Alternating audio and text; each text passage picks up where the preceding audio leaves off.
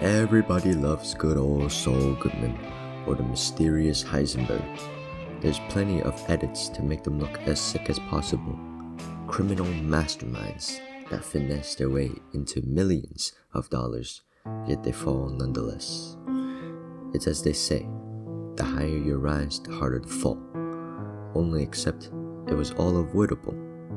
In both Breaking Bad and Better Call Saul, the main villain was always themselves. Their ego gets the best of them and leads to rash decision making. They destroy their relationships to preserve a superiority that never existed. The outcome suggests your pride is what leads to failure through selfish behavior for self-preservation, condemning those who admire you, and ultimately self-destructive behaviors. We are all familiar with the great Walter Hartwell White, Mr. Heisenberg. He is a man of great intellect who would have achieved great things if not for his pride. Throughout the 5 seasons, we see Walt commit many questionable actions in hopes to preserve his ego. He wished to be remembered as someone who made millions for his family before he passed, rejected thousands offered from his friend to help him. He couldn't stand to take the money, which can be considered his, but instead, he views it as pity. Oh, poor Walt, he's broke, he needs some money.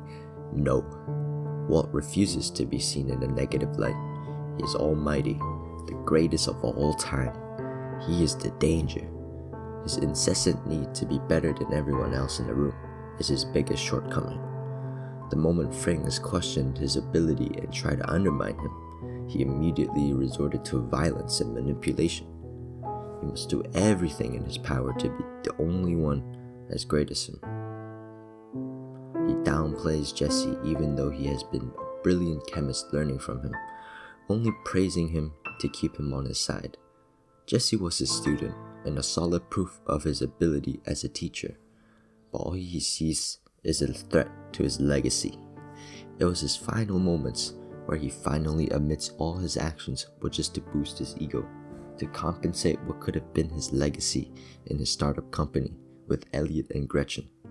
In a later conversation with Saul, he talks as if he was slowly manipulated out of his company, even though he actually did it because of ego.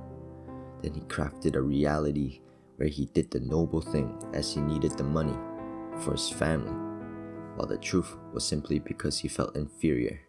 His need to be the best ultimately sabotages him. Another character with a similar issue is Charles McGill. In his prime, he was the greatest lawyer there is. He worked day in and day out and built up what HHM was. His legacy was set in stone to be great, but his ego got in the way. He always saw himself as a superior man to his brother Jimmy. In a moment where Jimmy had a chance to prove himself otherwise, he sabotages him.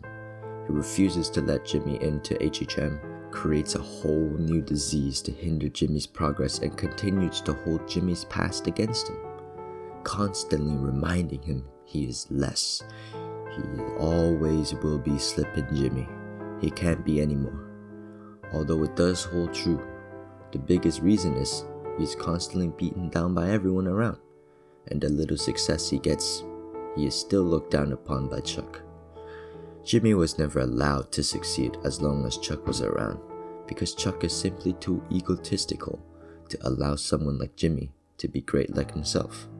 Jimmy will always forever be Slippin' Jimmy because that is all he is allowed to be. And when he found out the man he admires has been holding him back, he breaks. Jimmy, or Saul Goodman, is the consequence of Chuck's actions.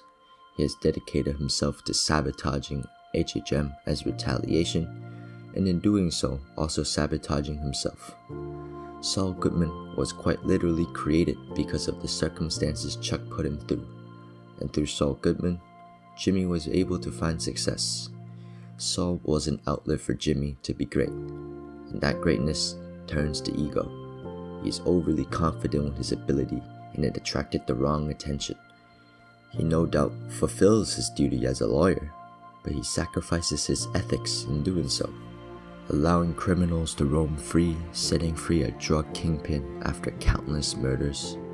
He fully immerses himself to a life of crime, and that will be his reputation. His desire to be great brought him to a point of no return. His association with Walt further proves his tendency to self-sabotage. He knew Walt wasn't a professional in that field and would bring trouble, but his confidence and greed overshadowed the many red flags. He truly thinks he can get out of any situation he's put in. After all, that's how he got there. Then he reached a tipping point. Walt was a loose cannon, bringing everything down with him. Saul still thought he had things under control, and for a long time he did, but he can't escape who he is. He can't escape Slippin' Jimmy.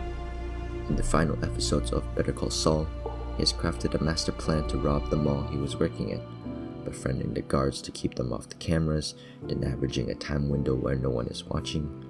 He could have got away, but his ego of being the best con man led him to his demise. In the end, he proved Chuck right, like he always did. All of these characters had an ego that led to their downfall. They simply couldn't bear being any less. They commit actions to preserve that reality, no matter the consequence. They hurt everyone around them, but all that matters is their precious ego. And had they considered their actions, maybe they would still be here today. Their pride led to self-destructive actions, which is why they failed.